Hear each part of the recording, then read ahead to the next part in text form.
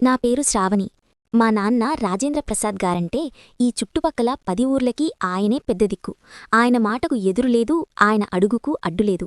80 ఎకరాల మాగాని పొలాలు, ఊరి మధ్యలో ఆకాశాన్ని తాకేలా ఉండే మా పెద్ద మేడని చూసి అందరూ నన్ను అదృష్టవంతురాలు అనుకుంటారు. కాని ఆ రాతి గోడల మధ్య నేననుభవిస్తున్న నరకం ఎవ్వరికీ తెలియదు. అమ్మ చిన్నప్పుడే వెళ్ళిపోయింది.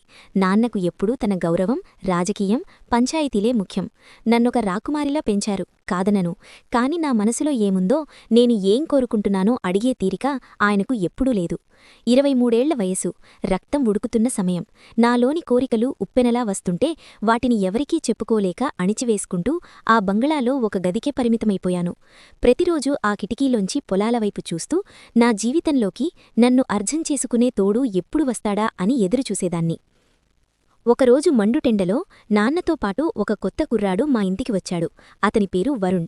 సామాన్యమైన బట్టలు, అరిగిపోయిన చెప్పులు, చూడటానికి సాదాసీదాగా ఉన్నా అతని కళ్లలో ఏదో తెలియని ఆకర్షణ ఉంది.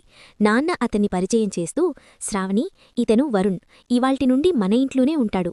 తోటపనులు, పశువుల పాక అంతా ఇతనే చూసుకుంటాడు అన్నారు. నేను మెల్లగా తలెత్తి చూశాను. ఆ ఎండలో వరుణ్ శరీరం కంచు విగ్రహంలా మెరుస్తోంది. కష్టపడి పనిచేసే ఆ దేహం, అతనిలోని గంభీరమైన రూపం చూడగానే నాలో తెలియని జలధరింపు మొదలైంది.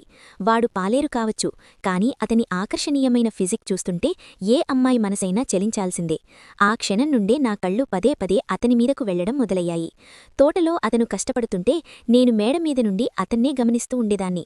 అతను బరువులు ఎత్తుతున్నప్పుడు అతని భుజాల మీద కండరాలు కదులుతుంటే నాలో కోరికలు సెగలు పుట్టించేవి. ఒకరోజు మధ్యాహ్నం నాన్న ఏదో పనిమీద ఊర్లోకి వెళ్లారు. వరుణ్ తోటలో చొక్కా తీసేసి చెట్లకి నీళ్లు పడుతున్నాడు. ఆ దృశ్యం చూడగానే నా గుండె వేగంగా కొట్టుకోవడం మొదలైంది.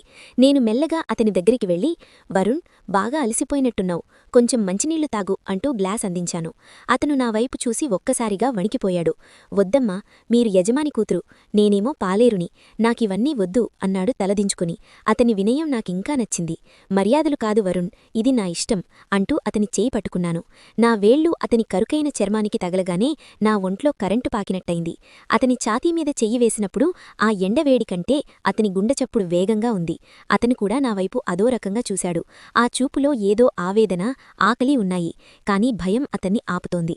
ఆ రాత్రి ఆకాశం మేఘావృతమై ఉంది. ఉరుములు మెరుపులతో పెద్ద వర్షం మొదలైంది. నాన్న ఊర్లో పంచాయతీ ఉండి అక్కలే ఆగిపోయారు. ఇంట్లో నేను ఒక్కదాన్ని. చలిగాలికి నా ఒళ్ళు గగురు పొడుస్తుంది. వరుణ్ తోట చివర ఉన్న చిన్న గుడిసెలో వణుకుతున్నాడేమో అని నా మనసు అల్లాడిపోయింది. గొడుగు పట్టుకుని మెల్లగా అడుగులు వేస్తూ ఆ చీకట్లో తోటవైపు వెళ్లాను. గుడిసె దగ్గరకు వెళ్లేసరికి అక్కడ ఒక చిన్న దీపం వెలుగుతోంది. తలుపు సందులోంచి చూశాను. వరుణ్ చలికి వణుకుతూ తన తడిసిన ఒంటిని తుడుచుకుంటున్నాడు. ఆ దీపం వెలుగులో అతని దేహం అద్భుతంగా కనిపిస్తోంది. నేను మెల్లగా తలుపు తట్టాను. వరుణ్, తలుపు తీ అన్నాను వణుకుతున్న గొంతుతో. తలుపు తీసిన వరుణ్ నన్ను చూడగానే ఆశ్చర్యపోయాడు. అమ్మగారు, నాన్నగారికి తెలిస్తే నన్ను చంపేస్తారు అన్నాడు భయంగా. నేను ఒక్క ఉదుటన లోపలికి వెళ్లి తలుపు గడియపెట్టేశాను. చంపితే చంపని వరుణ్, ఈ చలికంటే ఈ ఒంటరితనం నన్ను రోజూ చంపేస్తోంది. నీ కళ్లల్లో నా మీద ఉన్న ఇష్టం నాకు తెలుసు. ఇవాళ్ల ఈ యజమాని కూతురు నీకు బానిసవ్వాలని వచ్చింది అంటూ అతని కౌగిల్లోకి చేరిపోయాను. మొదట వరుణ్ సంకోచించాడు. కాని నా కళ్లలో ఉన్న ఆర్తిని భరించలేకపోయాడు. అతను నన్ను గట్టిగా హత్తుకున్నాడు. అతని గరుకైన చర్మానికి నా సుకుమారమైన దేహం తాకుతుంటే 5 ఏళ్లుగా అణిచివేసుకున్న నా కోరికలన్నీ ఒక్కసారిగా బద్దలైపోయాయి. ఆ రాత్రి ఆ చిన్న గుడిసెలో మా ఇద్దరి శ్వాసలు కలిశాయి. తెల్లవారుజామున వెలుగురేఖలు రాకముందే నేను తిరిగి ఇంటికి చేరుకున్నాను.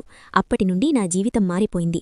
నాన్న బయటికి వెళ్లగాని నేనేదో ఒక సాకుతో తోటలోకి వెళ్లేదాన్ని. ఒకరోజు మధ్యాహ్నం తోట వెనకవైపు ఉన్న గడ్డివామి దగ్గరికి వెళ్లాను. వరుణ్ అక్కడ గడ్డి కోస్తూ చెమటతో తడిసి ముద్దై ఉన్నాడు.